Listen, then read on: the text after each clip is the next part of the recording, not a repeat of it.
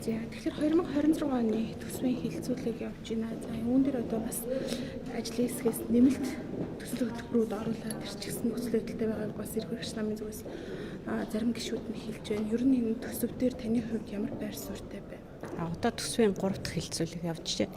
Ажлын хэсэг ажиллаад сая зарчмын зөрүүтэй саналуудыг дөнгөж сая гишүүд нэгж байгаа тэгээд авлаа.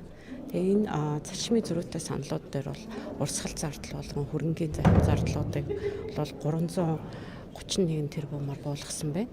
За үүнд бол нэлээд олон бараг 37 цэцэрлэг сургууль болон дотор байруудын бас төсвийг хассан байна.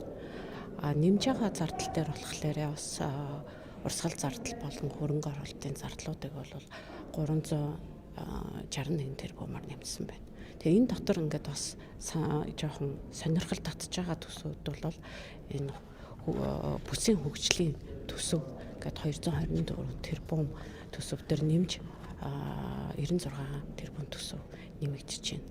За мөн одоо барилга байгууламж хөрөнгө оруулалтын төсөв дээр яг тодорхой ингээд төслүүд нэмэгдэж байгаа боловч ингээд 501 227 за зарим төсвүүд нь болохоор ингээд шууд ийм бүхэл тоогоор 1 тэрбум, 2 тэрбум, 3 тэрбум, за 10 тэрбум, тэгээ 20 тэрбум гэд нэмэгдэж байна. Энэ нь болохоор ямар хардлага төрүүлж байна гэхээр энэ дээр бол ямар нэгэн төсөл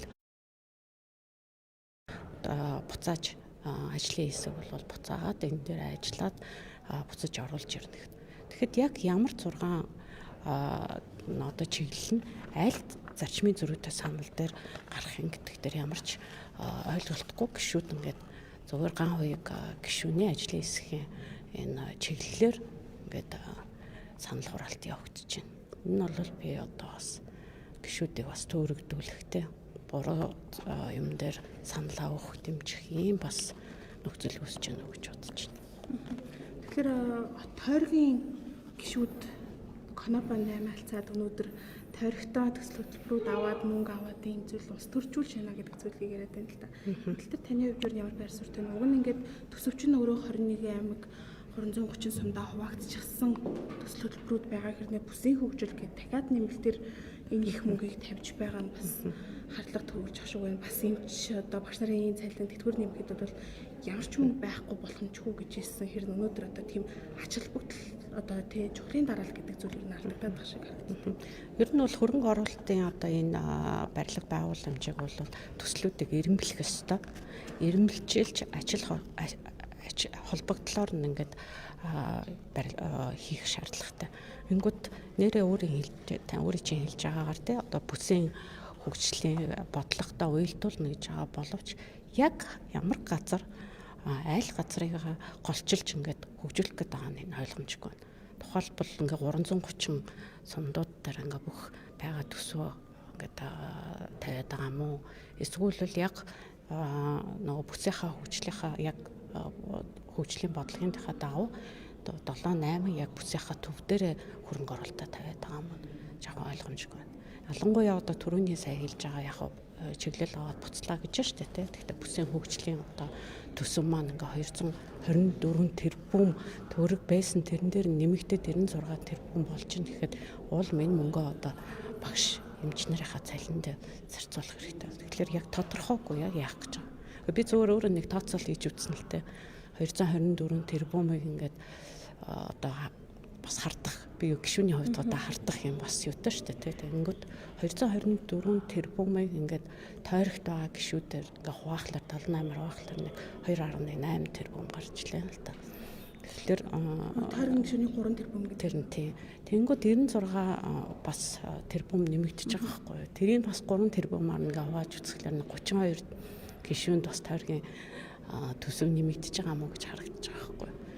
Тэгээ одоо тэрүүгээрээ тойрогт юм хийн гэхэлэр яг юу их гэдэг. Мэдээж одоо хэрэгтэй юм хийж игэл мэдээж дэмжин штэ. Энэ ойлгомжгүй байдал чинь бас одоо чагсаалтын гишүүд тухайлбал энийг бол мэдэхгүй штэ. Яг яагаад байгаа юу болоод байгаа гэдэг дээр бас эргэлзэж байна. Ер нь тэгтээ ингээд хурлаа удирдах байгаа байдлаа ингээ харахаар те их хурлын дарга бол ер нь нэг нам бус байх нь зүйтэй юм биш би хувьдаа бодож байна. Яг бол ингээд яг хоёр одоо том намын одоо төлөөлөл хурлаа удирдахлаар аль нэг тавилт руугаа ингээд бас хазаагаад байгаа мó гэсэн бас хувийн гишүүний хувьд бол анзаарэгдэж байна. Уг нь одоо өнөөдөр бол хөгжлийн бэрхшээлтэй иргэд мөнгөө нэг 30% нэмээд өгөөч гэдэг үүнд бол нэг 163 тэрбум төгрөг хэрэгтэй байгаамаа гэдэг зүйл ярьж байгаа. Гэтэ үүн дээр бол төсөвт орон зай байхгүй гэдэг зүйл хэлээд байгаа. Хэрнээ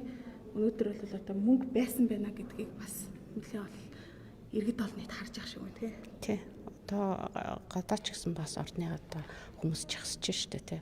Энэ хөгжлийн бэрхшээлтэй иргэдэд тэтгэмжийг нэмэх за мөн хөгжлийн бэрхшээлтэй иргэдийг бас нөгөө асран харж байгаа хүмүүсийн 302 мянган төгрөгийг нэмэх гэсэн энэ орон зай байхгүй гэдэг байгаа мөртлөө байгаа нь харагдчихл байгаа байхгүй.